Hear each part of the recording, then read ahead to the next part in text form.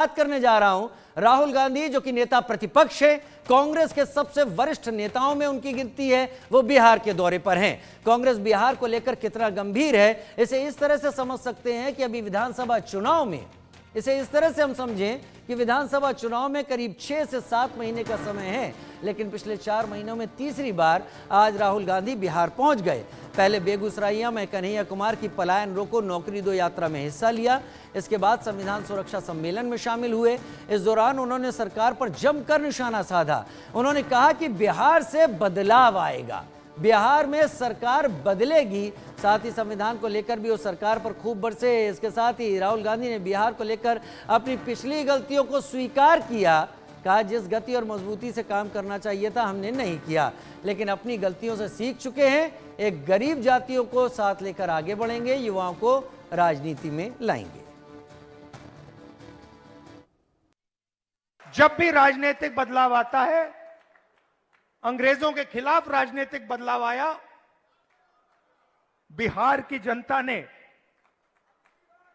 यह बदलाव लाने का काम किया था और हम समझते हैं कि बिहार की जनता फिर से यह काम करना चाह रही है और यह काम करेगी।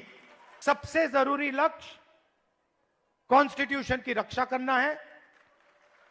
हमारी जो पुरानी विचारधारा है, बिल्कुल मतलब ऐसे, और जो इसके सामने आएगा, आपने देखा होगा पहले नरेंद्र मोदी उनकी पार्टी कह रहे थे 400 पार, देखा आपने 400 पार।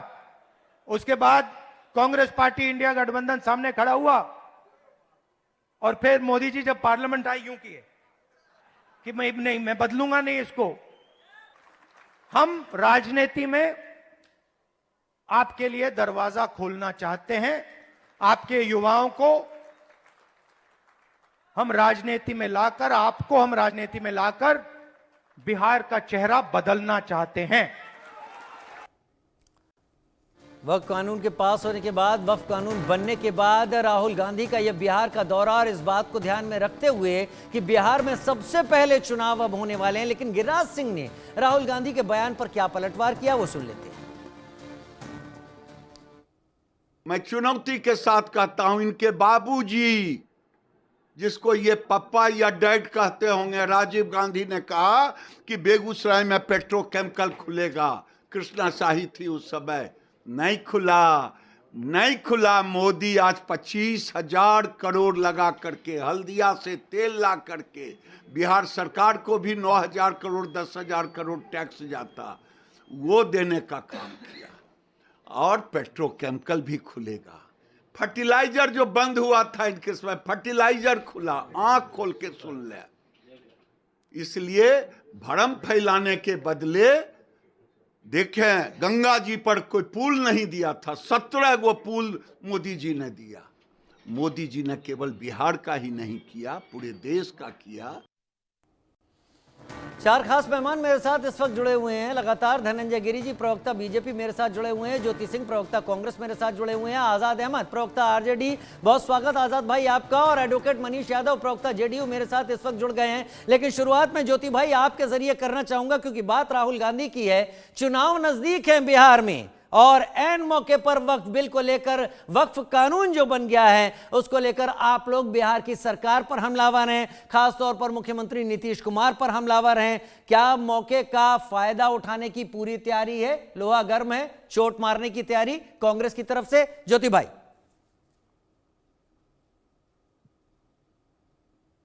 सिंह के उन बातों पर नहीं जाऊंगा जिनको इतना ज्ञान नहीं है कि इस देश में एम्स से लेकर आईआईटी से लेकर any institution in this country is started by the Congress party. If he's not Indian, then he should, I don't know where he should be. I don't know what he's talking about. He's talking about the Congress contribution. What he's talking about? आप कहते हैं पुल का तांता लग गया। मैं इनसे पूछना चाहता हूं कि यही जब सरकार आई थी तो क्या बक्सर में गंगा नदी पर 2 पुल का निर्माण होना था? क्या हुआ? शुरू भी नहीं हुआ है गंगा में। फिर उसके बाद बाढ़ नियंत्रण में इतने केंद्रीय के बजट 11,500 करोड़ रुपया इन्होंने खर्च के करने के, और आपको मैं बताऊं, मैं अभी जिस जगह से जिस जगह से बात कर रहा हूं, मैं उस दियर के जैसे, मैं तो आपको वो सीन दिखाना चाहता हूं कि मेरे पीछे कहां है और आगे क्या सीन है। वो जगह जहां 11,500 करोड़ रुपया खर्चा करना चाहिए, इसको ये डाइवर्ट करके कहीं और करते हैं। आप बात करते हैं, आप लोगों को नौकरी नहीं देते हैं, बच्चों का यहां पलायन होता है, मजदूरों का पलायन होता है। आज आपने अगर बेगूसराय में अगर वो भीड़ देखी होगी, अगर जन सैलाब देखा होगा युवाओं का, तो इनको इस तरह की बात नहीं करनी चाहिए कि इस देश में क्या, बिहार में क्या हुआ। और बिहार में पुल गिनती करते हैं कितने बनवाए। अरे इतने तो इस सरकार ने तो इतने रिकॉर्ड बनाए कि एक एक दिन में 5-5 पुलें गिर जाती है, और टोटल 17 पुलें गिर जाती है, बनी हुई पुलें। और ये बात करते हैं, ये सारा प्रोपेगेंडा जो राहुल गांधी के अगेंस्ट में ये बात करते हैं, ये केवल बिहार के चुनाव के लिए। और मैं आपको राजीव, आपके माध्यम से बिहार की जनता को भी आगाह करना चाहता हूं और बताना चाहता हूं कि ये भारतीय जनता पार्टी का षड्यंत्र ही है जो वक्फ बोर्ड इस समय लाती है। अगर ये मुसलमानों के अगर इतने हिमायती हैं तो उनको पॉलिटिकल पोजीशन दें, उनको लाए पार्लियामेंट में और उनको अपने हक की बात करने दें। और अगर डेवलपमेंट की बात करते हैं तो बात करें शिक्षा की, कि पेपर लीक ना हो, बात करें उसकी कि अगर पेपर लीक ना हो, उसकी बात तो ये करते नहीं है। एजुकेशन की बात करते नहीं है, दलितों के भागीदारी की बात करते नहीं है, केवल लोगों को गुमराह करना। आप इनकार करेंगे, आप इनकार करेंगे, आप इनकार करेंगे ज्योति भाई की कांग्रेस भी इस मौके का फायदा नहीं उठा रही है चुनाव को देखते हुए, या आप इसको ऐसे ही जाने दे रहे हैं? नहीं राजीव जी, जब हम कांग्रेस की बात जब इससे सवाल, नहीं, खिलाफत तो बीजेपी केंद्र सरकार को लेकर, नीतीश को लेकर है ना।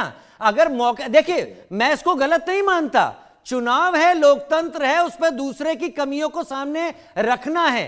तुरंत पहुंचे हैं राहुल गांधी, बड़े नेता हैं, नेता प्रतिपक्ष हैं, भीड़ भी दिख रही है, आप लोग भी तो फायदा उठा ही रहे हैं।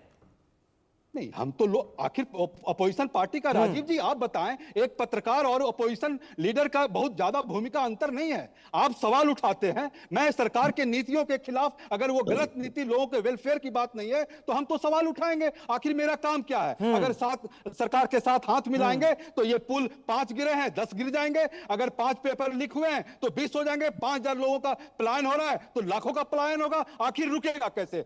जब तक पत्रकार सवाल नहीं उठाएंगे, जब तक विपक्ष के नेता उठाएंगे, तो हमारा ये काम है सरकार से सवाल उठाना। चलिए, सवाल उठाते रहिए, और तस्वीर जमीन पर दिख भी रही है।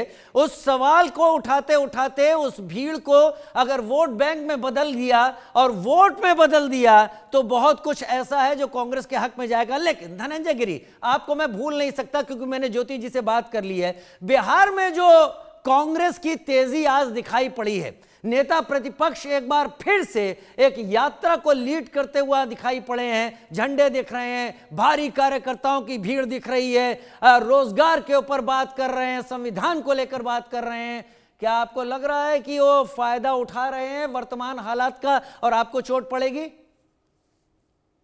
राजीव जी, ये जितना घूमेंगे राहुल गांधी उतना हमें फायदा होगा। भीड़ के और वोट के अंतर को अगर कांग्रेस समझ पाती तो राजनीति की रेस से कांग्रेस बाहर नहीं चली जाती। पद यात्रा और पद के लिए यात्रा का अंतर पीपुल ऑफ पाटलिपुत्रा को अच्छे से पता है कि ये यात्रा किस काम के लिए की जा रही है। पद के लिए जो यात्रा करने निकले हैं राहुल गांधी जी, तो उसका बिहार की जनता को बखूबी पता है।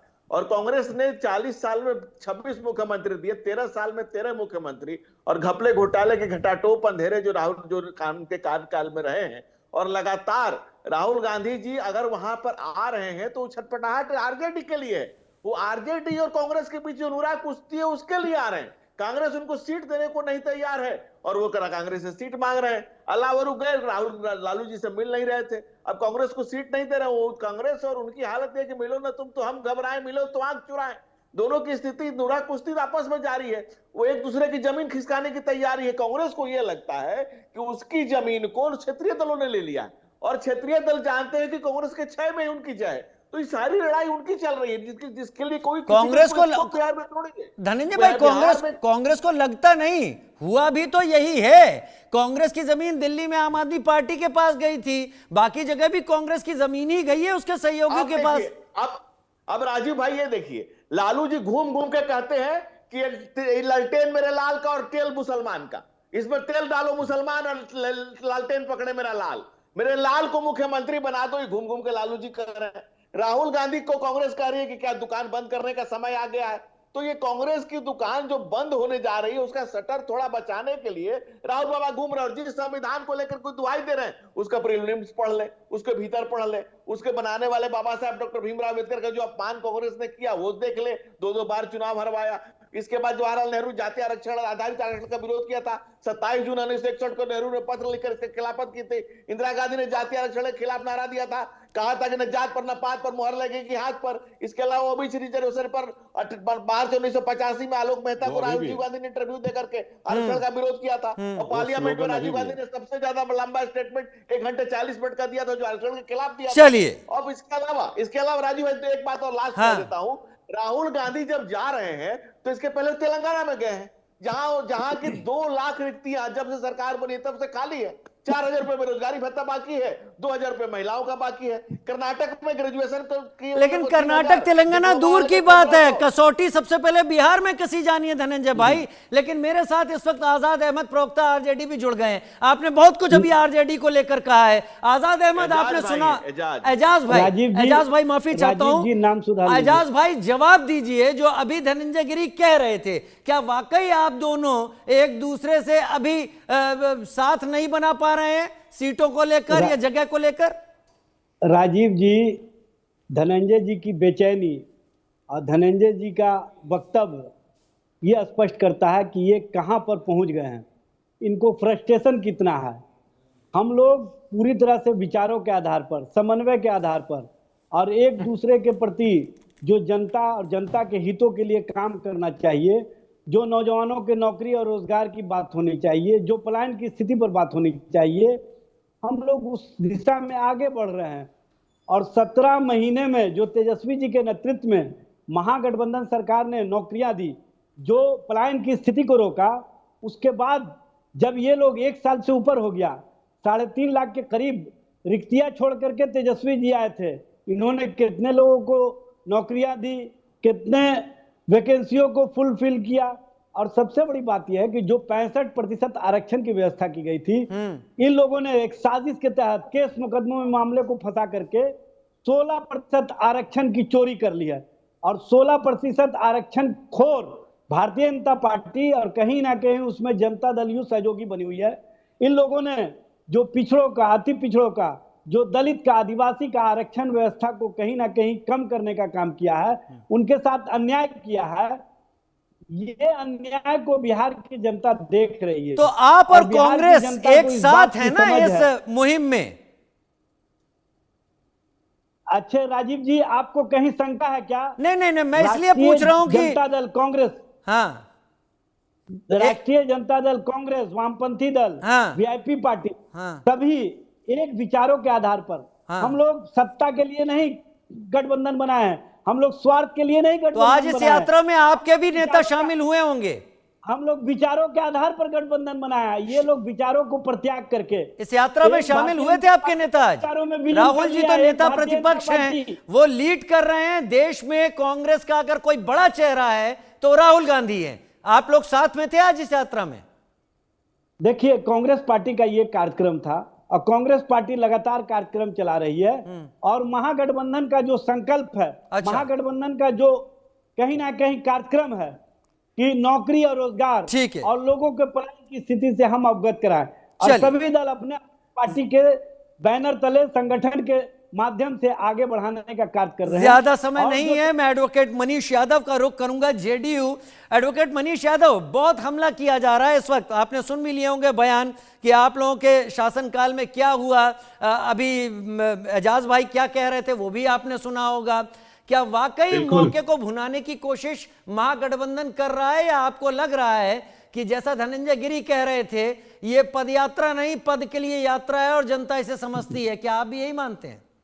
राजीव जी, मैं राहुल गांधी जी का भी बयान सुन रहा था और कांग्रेस के प्रवक्ता को भी सुना और राजद के प्रवक्ता को भी सुना।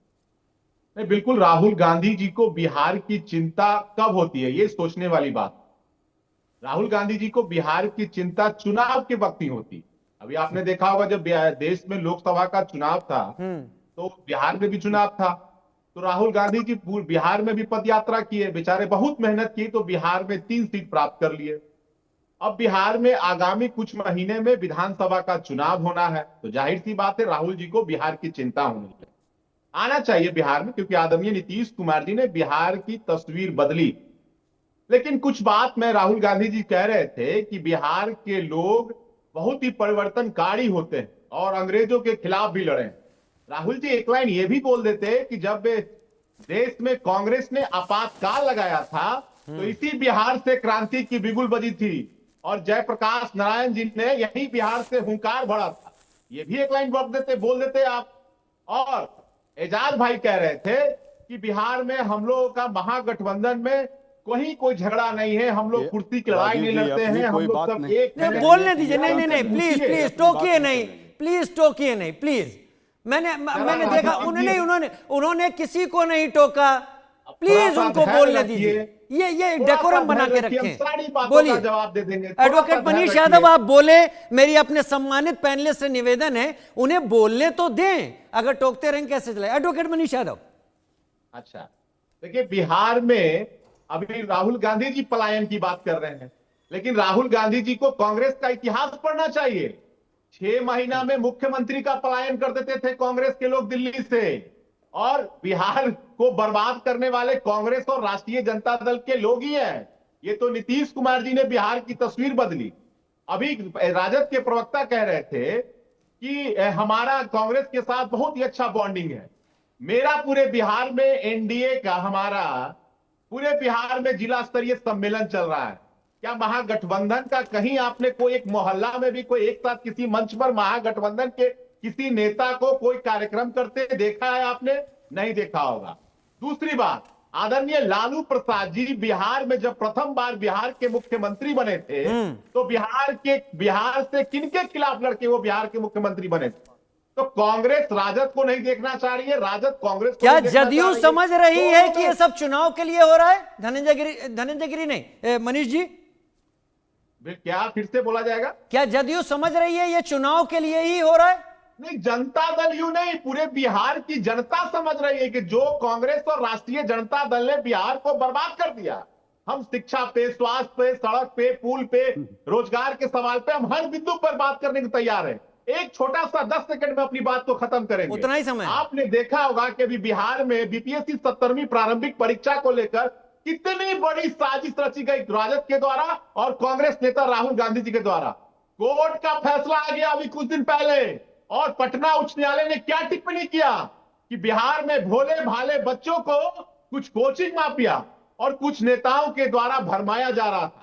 ये कोर्ट की टिप्पणी है। चलिए, मैं इंतजार करूंगा आने वाले विधानसभा चुनाव का। बहुत सारे मुद्दे हैं और मुझे लगता है आगे आने वाले दिनों में हमको प्रवक्ताओं के जरिए कई मुद्दों पर बड़े तीखे तल्ख जवाब सुनने को भी मिलेंगे। धनंजय भाई, ज्योति भाई, एजाज भाई और मनीष भाई, आप सब ने वक्त निकाला, मुझे वक्त दिया इस प्रोग्राम के लिए। खास तौर पर मैं आपका शुक्रगुजार हूं कि आपने समय निकाला। बहुत शुक्रिया आप सभी का। एक छोटा सा ब्रेक ले रहे हैं, जल्द हाजिर होते हैं।